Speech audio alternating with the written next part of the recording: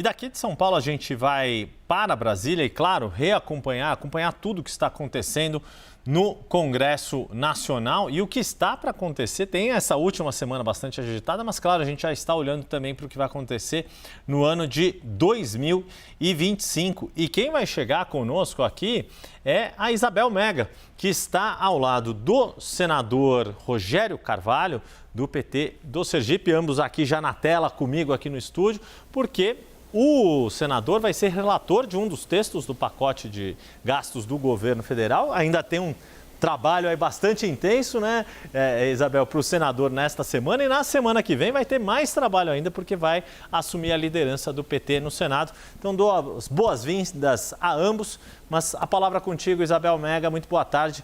Obrigado por ter trazido o senador Rogério Carvalho para conversar conosco.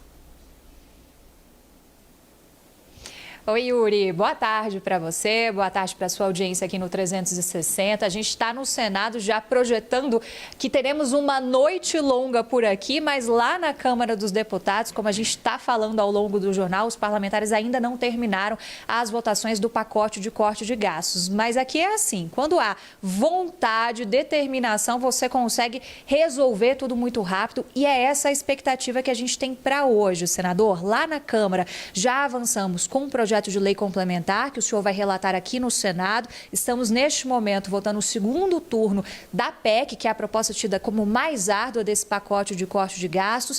E do lado de cá, no Senado, a gente já está preparando uma sessão a partir das 6 horas da noite para votar o que já vier da Câmara dos Deputados. O senhor vai relatar um desses projetos. Queria falar um pouco sobre esse texto que traz ali os gatilhos para que o governo consiga cumprir o arcabouço fiscal. O que o senhor traria de destaque dessa matéria?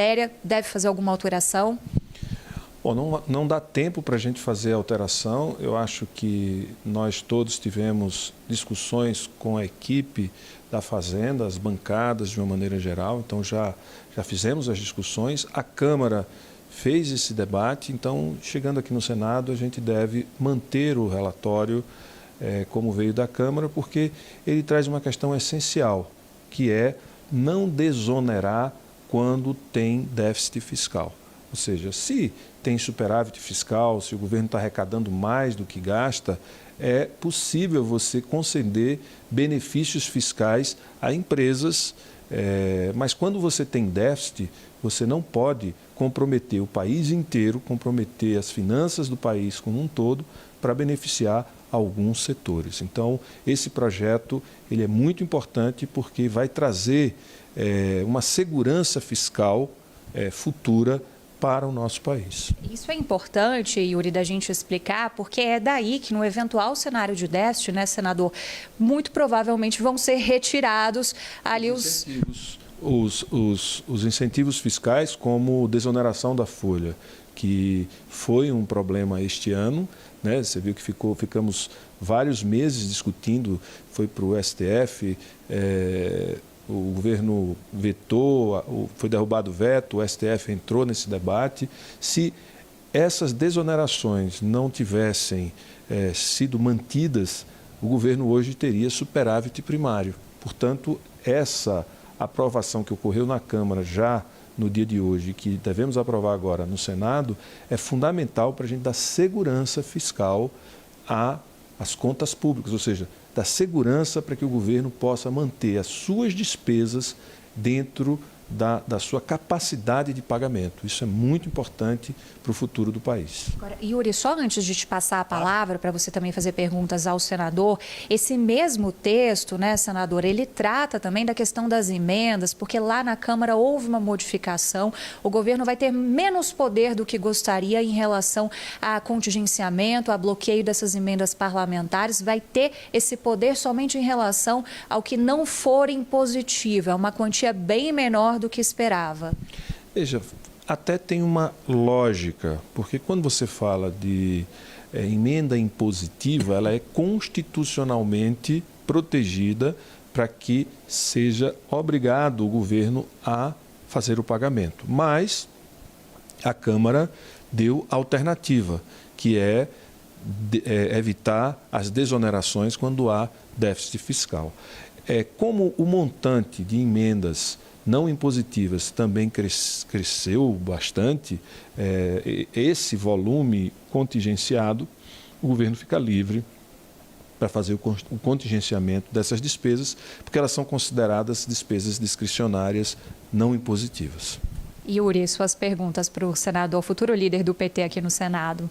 Obrigado, Isabel. Senador, obrigado mais uma vez por estar aqui conosco. Sempre um prazer e importante ouvi-lo. A gente tem ouvido muito que na Câmara houve uma resistência também da bancada do PT, e aí acaba se jogando um destaque por ser o mesmo partido do presidente Lula, em relação a mudanças em programas sociais, como, por exemplo, o benefício de prestação continuada. Do jeito que está a discussão agora na Câmara, né? A Câmara que está votando, começando agora a votação do segundo turno da PEC, mas ainda tem o projeto que mexe com o BPC para votar mais para frente. Aí no Senado, há esse mesmo tipo de questionamento ou não? Do jeito que o relator, o deputado Isnaldo Bulhões, trabalhou esse texto, já é possível fazer com que ele ande no Senado de forma célere para poder ser concluído neste ano? Olha, eu queria, inclusive, cumprimentar as bancadas da Câmara, inclusive a bancada do PT, que fez uma discussão com o Ministério da Fazenda e que questionou alguns pontos do BPC, como, por exemplo, impedir o pagamento duplo de BPC numa casa que tem um idoso, que tem uma pessoa com deficiência. Então, o relator Isnaldo Bulhões já fez essas mudanças. Essas mudanças atendem as preocupações e as expectativas de um texto que organize a concessão do benefício e que faça-se justiça com essa concessão do benefício e não injustiças concedendo para quem, de fato, não preenche os requisitos. Então, eu creio que o que a Câmara fez é suficiente para a gente conseguir aprovar com tranquilidade aqui no Senado. Senador, deixa eu aproveitar um outro aspecto. O senhor vai ser líder da bancada no ano que vem, né? Como a Isabel já destacou aqui, a Isabel Mega. E o senhor é um senador, a gente já conversou sobre isso em outras oportunidades, que tem bastante conhecimento do funcionamento do Banco Central, de política monetária, etc. Ano que vem, Gabriel Galípolo assume para a presidência do Banco Central e já com esta ata do Copom indicando duas altas da Selic nas próximas duas reuniões, as duas primeiras sob presidência de Gabriel Galípolo.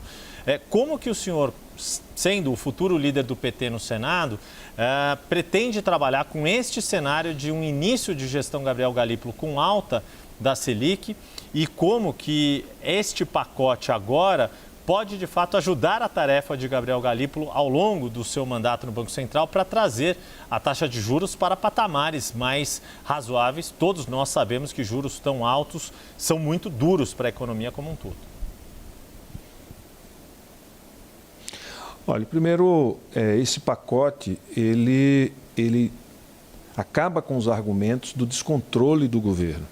Ou seja, nós vamos ter uma gestão pública e um governo que fez a reforma tributária, que definiu uma nova regra fiscal e que organiza as despesas, que são despesas correntes, despesas que crescem vegetativamente, para crescerem de uma maneira que possa se enquadrar dentro do arcabouço fiscal, ao mesmo tempo que evita que desonerações que podem comprometer a arrecadação do governo e comprometer o déficit zero, ou seja, evitar que a gente tenha déficit fiscal, essas medidas elas são muito importantes para que a gente tenha equilíbrio nas contas públicas.